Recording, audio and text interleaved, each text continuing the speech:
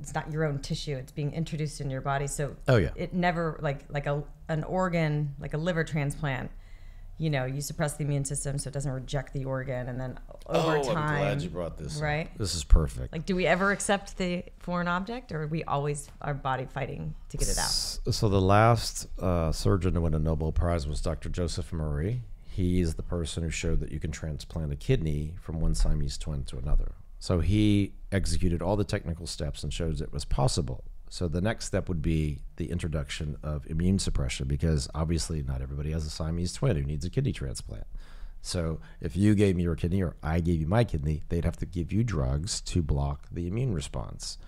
So what I find is people are getting put on little bits of drug to block their immune response. In this case, their immune system is super ramped up now. Nobody knows why. And they're not willing to or versed well enough in immunosuppressive, therapy like you would for a transplant patient. Like, obviously, I took care of a lot of patients who had a lot of problems, and transplants were common where I trained. They would give large amounts of steroids and immunosuppressive medications. And it's not that you want the patient experiencing the inflammation from the implant to have that, but that's the reason why they experience the inflammation. And then when they get methotrexate or prednisone or Plaquenil or whatever else they're getting, it's never going to really stop it. It's more like a little bitty Band-Aid.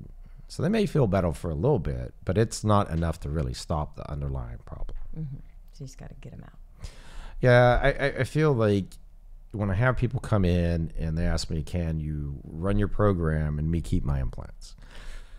I mean, the short answer is no. I have a lot of people show up to me, and just so everybody listening understands, nobody comes to me who, how should I put it? When you come to me, I don't tell you you need an explant. You come to me when you've decided you want to have an explant. I will explain everything about the process and give you all the support with our team, pre-op, with our programs, and we have a detox team for post-op support and pre-op support. So we'll do all that for you. But I think you talk a lot about mindset. I've heard you speak about it, and certainly have experienced things with Dr. Dispenza. And it's really a complicated process for somebody who's not in the right mindset to come in and ask me for something, because I'm not a mental health professional. If you're not in the proper situation from a mindset perspective, or in a relationship where it's going to be supportive for you to do this, then it's not the right time to do that. Mm-hmm. Copy. So I just had a conversation yesterday, which I think is no mistake. It's wild how the universe works. Very close friend of mine, someone very close to me, got diagnosed with breast cancer in June. Mm-hmm. 3 different pea-sized tumors. I forget the actual type, but she's basically, they're hoping that they could just be done with surgery and not have to do any radiation or chemo. Mm-hmm. And then they kind of talked her out of a double mastectomy because it's only on one side, and that's a really invasive surgery if you get rid of it. So the whole conversation was about, this debate she's having with herself, like, do I just go flat or do I put in a small implant? And sorry, I'm grabbing my boobs all the time. She's a petite woman with, small-ish boobs. So it would just be for, symmetry. Yes. And she knows the kind of risks of putting an implant in, but at the same time, she's just weighing those options. So what would you recommend for, what are the options? Just like fat transplant as a safer option, or? Yeah, so those cases, so for everybody listening, fat transfers, for some reason, recently have been kind of pegged as something that makes cancer detection confusing, which it doesn't. This was all debated many, many years ago, actually in the early 2000s. So we'll say 2004 until 2010, there's lots of debate about this. And I would present at conferences about this as many others would. And it doesn't affect cancer surveillance, and it doesn't cause cancer recurrence. So the thing will be different based on, like you said, the size of the breast relative to the other breast.